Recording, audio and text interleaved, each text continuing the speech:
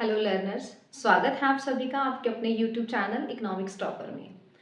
तो आज का हमारा टॉपिक है जो स्ट्रेट लाइन डिमांड कर्व होता है उसके ऊपर अगर हम डिफरेंट डिफरेंट पॉइंट्स के ऊपर इलास्टिसिटी को मेजर करते हैं तो वो इलास्टिसिटी भी डिफरेंट डिफरेंट रहती है। वो ग्रेटर देन 1 भी हो सकती है, इक्वल टू 1 भी हो सकती है और लेस देन 1 भी हो सकती है। कैसे पता चलेगा कि ये जो हमारी स्ट्रेट लाइन डिमांड कर्व के डिफरेंट डिफरेंट पॉइंट्स के ऊपर जो इलास्टिसिटी है वो क्या है, ग्रेटर देन है, लेस देन है या इक्वल है। इसको हम मेजर करते हैं टोटल एक्सपेंडिचर के साथ। जैसे कि हमने पहले भी जब टोटल एक्सपेंडिचर मेथड पढ़ा था इलास्टिसिटी ऑफ डिमांड को मेजर करने के लिए, तो उसमें हमने 3 चीजें ऑब्जर्व की थी। उन्हीं ऑब्जर्वेशन के बेसिस के ऊपर ही आज हम ये वाला टॉपिक करने वाले हैं, that is a distinct situations या degrees of elasticity of demand. It may be greater than 1, less than 1 और इक्वल टू 1। सबसे पहली सिचुएशन हम करते हैं जब इलास्टिसिटी ऑफ डिमांड जो रहेगी वो ग्रेटर देन 1 रहेगी। कैसे होता है ये? अगर प्राइस बढ़ने से टोटल एक्सपेंडिचर कम हो जाता है, प्राइस कम होने से टोटल एक्सपेंडिचर बढ़ जाता है, मतलब कि प्राइस में और टोटल एक्सपेंडिचर में अगर इनवर्स रिलेशनशिप पाया जाता है तो उस केस में इलास्टिसिटी ऑफ डिमांड जो रहेगी वो ग्रेटर देन 1 रहेगी। इसको हम डायग्रामेटिकली समझ सकते हैं। देखिए, ओ एक्स एक्सिस के ऊपर हमने क्वांटिटी को मेजर किया है और ओ वाई के ऊपर हमने प्राइस को मेजर किया है। अगर प्राइस ओपी था, क्वांटिटी डिमांड ओ क्यू थी, यहां पे हमने एक पॉइंट दे दिया सी। अब अगर प्राइस कम होता है, प्राइस ओपी से कम होके ओपी 1 हो जाता है, तो टोटल एक्सपेंडिचर ओ क्यू से बढ़कर ओ क्यू 1 हो जाता है। अगर यहां पे हमने एक नाम दे दिया इस पॉइंट को आर का, इन दोनों पॉइंट्स को मिलाया, हमारे पास क्या आ गई, एक डिमांड कर्व। अब इस डिमांड कर्व के ऊपर इलास्टिसिटी जो है वो ग्रेटर देन 1 है, उसको हम कैसे मेजर कर सकते हैं? टोटल एक्सपेंडिचर से।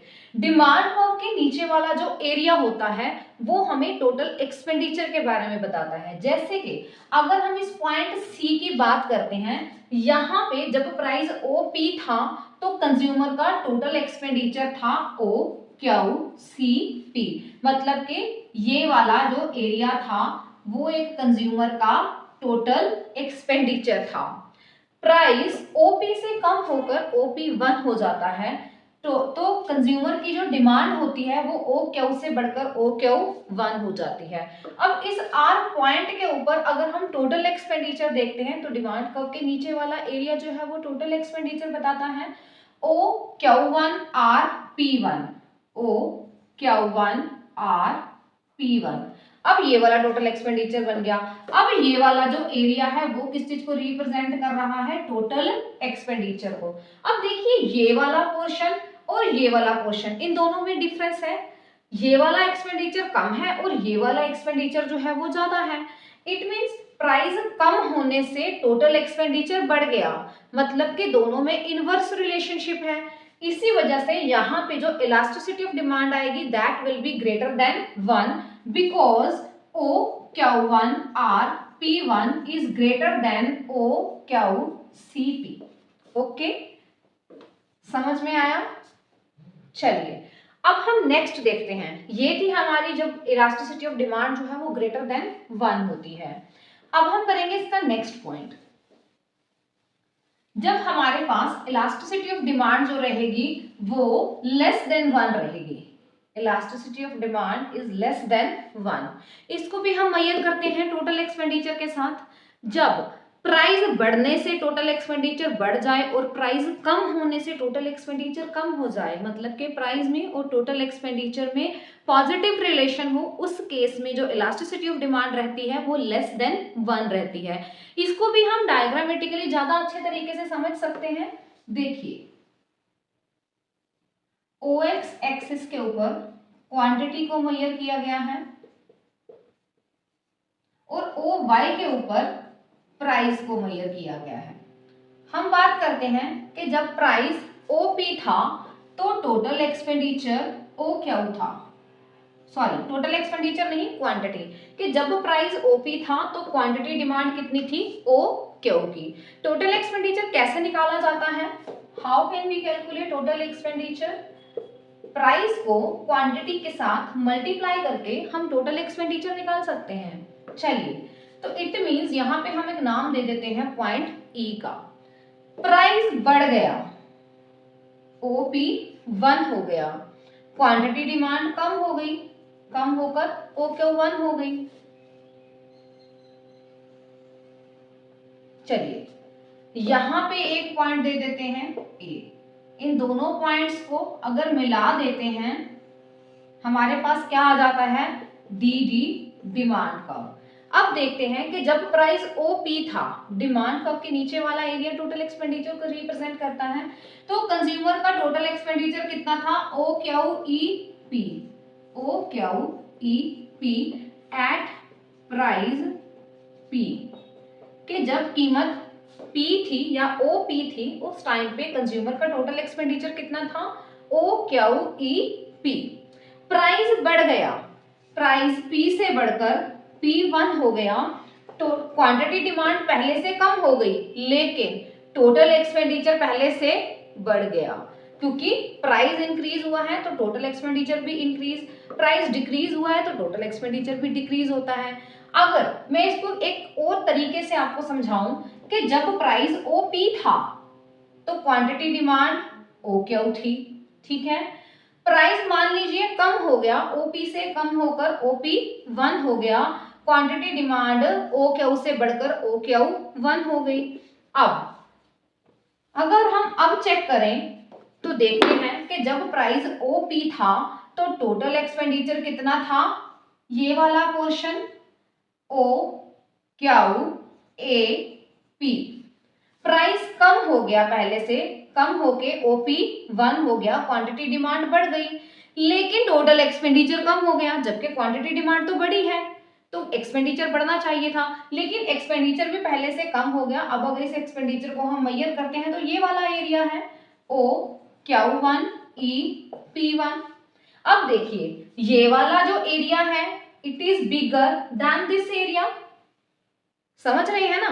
देखिए, ये वाला एरिया इस एरिया से बड़ा है, तो इट मींस पी प्राइस और यहाँ पे था P1 प्राइस, ये वाला प्राइस जो था ये रिड्यूस्ड प्राइस है, कम हुआ प्राइस है, और ये पहले वाला प्राइस है, तो ये वाला जो एरिया है it is less than this area.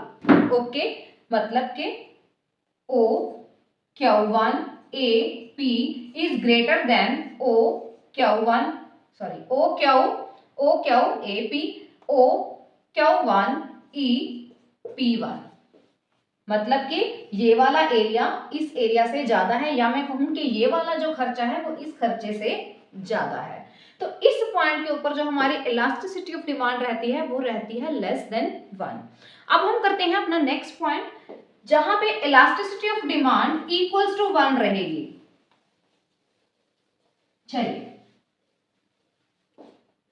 Elasticity of demand equals to 1, ये ऐसी सिचुएशन होती है जहां पे प्राइस बढ़ने से या प्राइस कम होने से टोटल एक्सपेंडिचर के ऊपर कोई भी इफेक्ट नहीं आता, वो कांस्टेंट रहता है।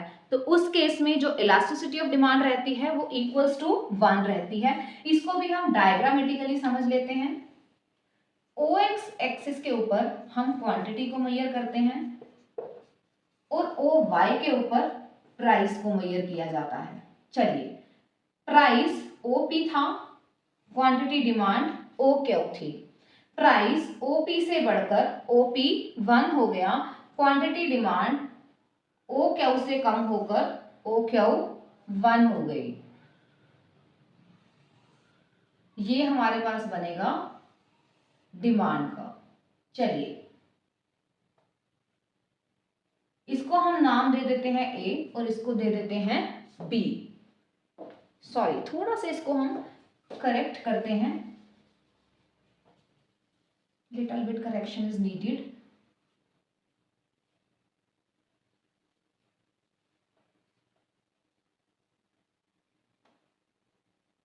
चलिए, now it's okay, it's P1, it's Q1। चलिए, अब इस केस में जो हमारी इलास्टिसिटी ऑफ डिमांड रहेगी it will be equal to 1, क्योंकि प्राइस बढ़ने से या प्राइस कम होने से टोटल एक्सपेंडिचर में कोई इफेक्ट नहीं आएगा। हम देख लेते हैं इसको भी। यहाँ पे मैंने नाम दे दिया ई का और यहाँ पे नाम दे दिया हमने आर का। चलिए, जब प्राइस ओपी था, टोटल एक्सपेंडिचर था ओ क्यू आर पी, ये वाला था total expenditure O Q R P, मतलब कि ये वाला पोर्शन, ठीक है। ये वाला पोर्शन लेंथ में ज्यादा है और ये वाला पोर्शन जो है वो ब्रेथ में ज्यादा है। इट मींस ये और ये वाला साइज, आप देखिए इस साइज को देखिए और इस साइज को देखिए, ये दोनों क्या हैं, इक्वल हैं। चलिए, यहाँ पे ओ क्यू आर पी और O Q one E P one, O Q one E P1, ये दोनों ही चीजें बराबर हैं, मतलब कि चाहे प्राइस ओपी रहे चाहे प्राइस ओपी से कम होकर OP1 हो जाए, टोटल एक्सपेंडिचर क्या है, सेम है। तो इस सिचुएशन में जो इलास्टिसिटी ऑफ डिमांड रहती है वो इक्वल्स टू 1 रहती है। आई होप आपको ये कॉन्सेप्ट अच्छे से समझ आया है। कॉन्सेप्ट समझ आ रहे हैं, वीडियोस अच्छी लग रही हैं तो वीडियो को प्लीज लाइक कीजिए, चैनल को सब्सक्राइब कीजिए और वीडियो को शेयर करना बिल्कुल मत भूलिए। मिलते हैं अपनी नेक्स्ट वीडियो में अपने अगले कॉन्सेप्ट के साथ। Till then take care, bye bye.